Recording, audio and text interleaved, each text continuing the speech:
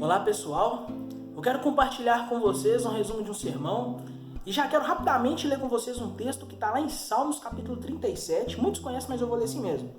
Não se aborreça por causa dos homens maus e não tenha inveja dos perversos, pois como o capim logo secarão, como a relva verde logo murcharão.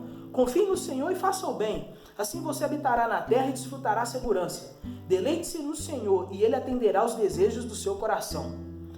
Veja bem, um tempo atrás eu conversava com umas pessoas, na época que teve aquela queimada na Serra da Moeda, e elas desabafavam comigo e a maioria falou a mesma coisa, sobre o choque que tiveram quando saíam na rua para andar e se viram envolvidos pela fumaça. Porque a gente sabe que o mundo está caminhando para o seu fim e as coisas tendem a dar muito ruim.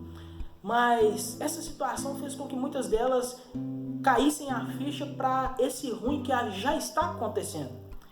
E com isso muitas ficaram paralisadas de medo, outras tinham vontade de chorar, algumas falaram comigo que tiveram vontade de pedir a Deus para que as levasse, para que não ficassem aqui vendo essas coisas. Eu conversava com meu sogro outro dia, vendo o jornal, na televisão, a gente comentava das notícias e ele falou uma frase de uma música que eu achei muito interessante. Ele disse assim: "Parem o mundo porque eu quero descer". Cara, esse sentimento, essa sensação de desespero que muitos de nós temos tido com todo esse ruim que tem dado nos nossos dias. Isso tem feito com que pessoas não consigam confiar em Deus, percam a fé, com que pessoas... Muitos falaram para mim que não conseguem descansar em Deus mesmo sabendo que Ele cuida de todas as coisas. E diante de várias coisas que vão fazendo com que a gente vá perdendo essa confiança, e eu vou tratando disso ao longo do sermão, eu quero falar de duas coisas relacionadas a esse texto de Salmo que a gente leu. A primeira é sobre a frustração da nossa afobação. Porque muitos de nós, quando lê esse texto, para ter atenção justamente no versículo que é mais atraente, que é o mais interessante para nós, que é o 4. Deleite-se no Senhor e Ele satisfará os desejos do seu coração. Ah, Bruno, mas se Deus satisfaz o desejo do nosso coração, como que eu, uma pessoa boa, que ajuda na igreja, ainda não fui para Disney? Como que eu, um cara de oração, que tem feito jejum, pagado um preço, não estou vendo a libertação do meu pai, não estou vendo meu irmão sair das drogas, não estou vendo a conversão da minha mãe? Como que eu, um cara que tem compromisso na igreja, ora pelas pessoas, não vi um milagre acontecer em mim, não tive a restauração das minhas vistas? É simples. É porque em nenhum momento o salmista diz que Deus se proclamou o gênio da lâmpada. Não, cara, é sério isso aqui, presta atenção. Muitos dos nossos pedidos, das nossas orações, são fúteis, egoístas. Muitos deles vão privar as pessoas do seu livre-arbítrio porque a gente quer tomar decisões e escolhas por elas. Muitos deles vai contra a lei da semeadura porque a nossa geração ela tá uma geração mimada e ela já não aceita colher os frutos de tudo que está plantando. Muitos dos nossos pedidos vai contra a nossa própria vida. E eu não estou falando vida terrena limitada aqui não, eu estou falando a vida de verdade. Veja bem, você tem um filho, um sobrinho, um neto, chega uma criança perto de você e fala assim: me dá uma arma para eu poder brincar de polícia ladrão com meus amigos. Arma de verdade. Você daria? Lógico que não. A não ser que você está aí precisando que a gente liga para o Elba Veloso te buscar, porque do contrário você não vai fazer isso. Porque você entende o perigo e a insanidade desse pedido que ela está te fazendo. Às vezes ela já entende que ela não está te fazendo um pedido muito normal. Mas muitas das vezes ela não consegue assimilar o nível de perigo que está nesse pedido dela. Assim é Deus conosco. Muitas das vezes a gente não consegue receber as coisas porque a gente não sabe o que está pedindo. Aí você fala assim: ah, Bruno, mas na Bíblia fala que o que pede recebe, que não tem o filho que pede o pai pão e ele vai dar pedra, o filho que pede o pai peixe ele vai dar escorpião. Como diz o diretor da minha empresa, né? Uma coisa é uma coisa, outra coisa é outra coisa.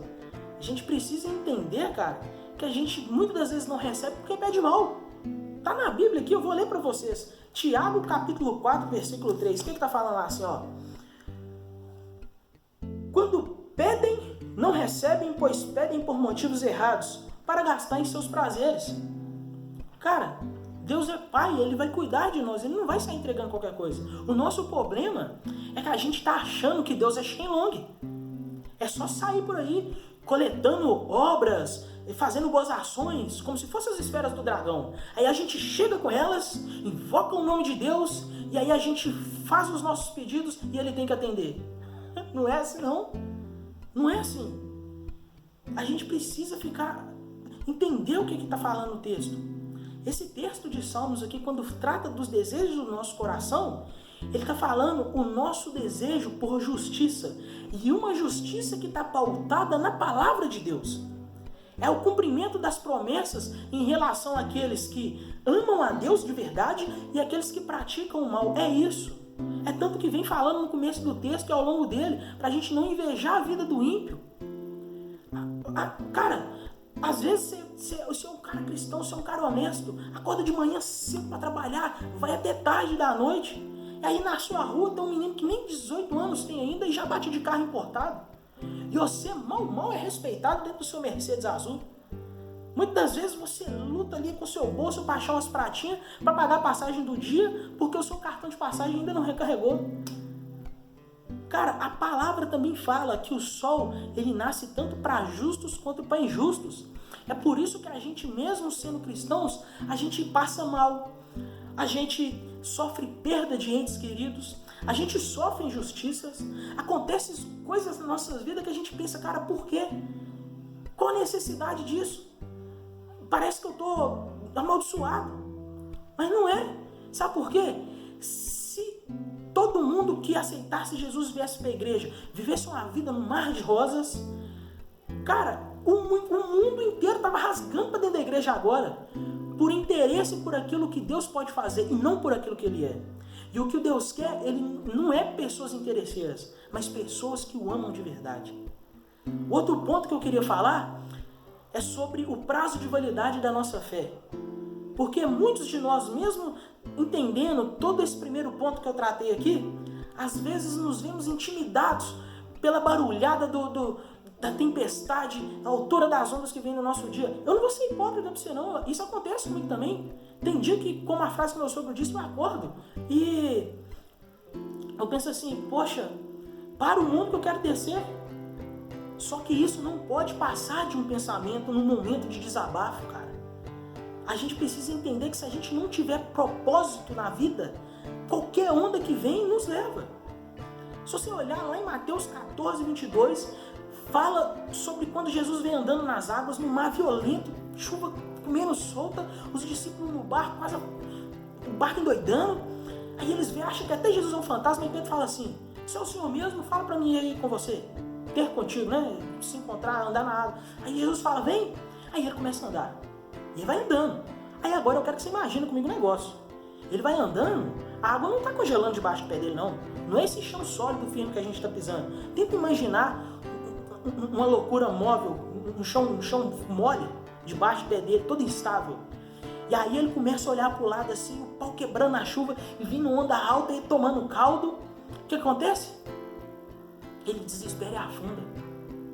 É assim nos nossos dias, cara. Se a gente não tiver propósito real, propósitos alcançáveis, a gente se frustra, a gente se sente perdido, a gente afunda. Porque tudo isso faz com que a gente perca o foco do Deus que está na nossa frente. A gente começa a esquecer quem Deus é. E aí, a gente já não consegue mais saber o que fazer.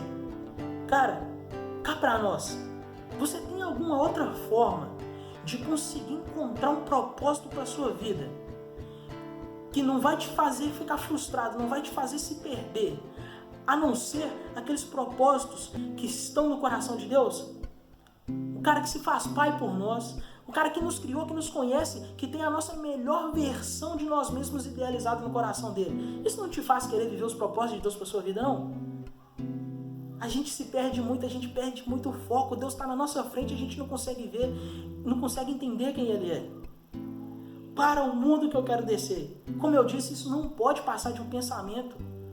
O nosso modus operandi, ele tem que continuar sendo o de alguém disciplinado a buscar a sua santidade, de alguém disciplinado a buscar uma intimidade com o Espírito Santo, a buscar satisfação na espera da vinda do reino de Deus. Cara, a Bíblia fala que o mundo jaz do maligno, mas nada impede que o meu e seu coração sejam dele, a não ser nós mesmos. E eu quero orar por você. Deus, em nome de Jesus, eu oro por essa pessoa que está me assistindo, por essa pessoa que está me ouvindo.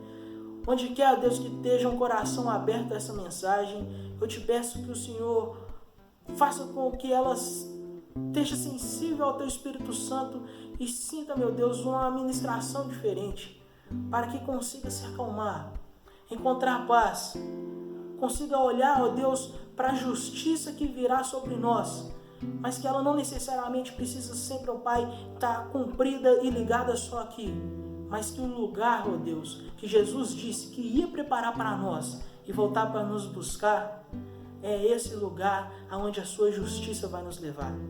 Te agradecemos por tudo. Nos ajude, ó Pai, a mantermos firmes, mesmo que a gente seja de carne e osso e nos amedrontamos pela tempestade, mesmo que a gente acorde, ó Deus, e a gente não aguente mais e queira que o mundo pare para a gente descer, mesmo que isso seja um pensamento, mas que nós venhamos estar firmes nos propósitos que o Senhor nos deu, na missão, no nosso chamado, e assim, ó Deus, conseguir caminhar e chegar onde o Senhor quer e estar com o Senhor um dia. Muito obrigado por tudo que o Senhor fez por nós. Te amamos, Deus.